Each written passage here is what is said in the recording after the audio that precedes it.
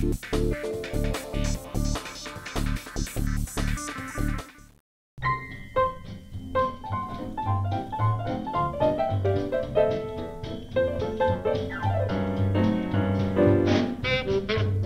descreve muitos fatos da vida pessoal do Duke Ellington que não eram conhecidos e alguns deles controvertidos.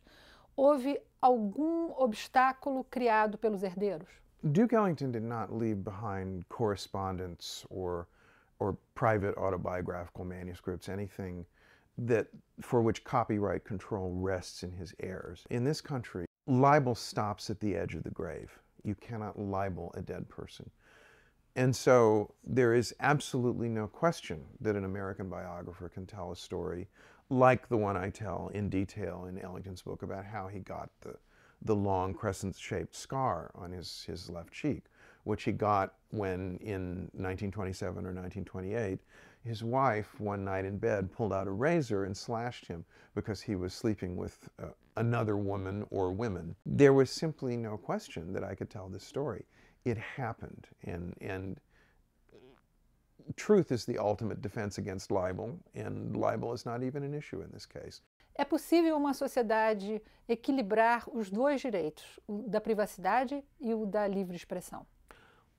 There are two kinds of rights of privacy, the right of privacy of a living person and the right of privacy of the heirs of a dead one.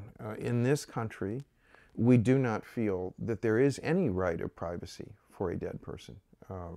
And I think that that's the right balance. I mean, in the case of a living person, you have to work these things out on a case-by-case basis, depending on what it is that you want to quote. Is it copyright controlled?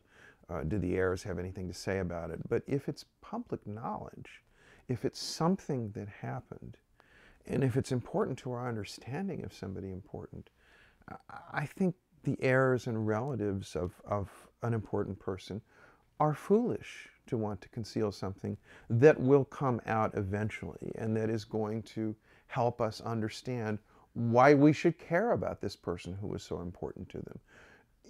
As I said earlier, it is a tribute to this person that we want to understand them. And I think that heirs and spouses and widows should just be more sensible about this kind of thing. When the lawyers come in, everything becomes a totally different issue.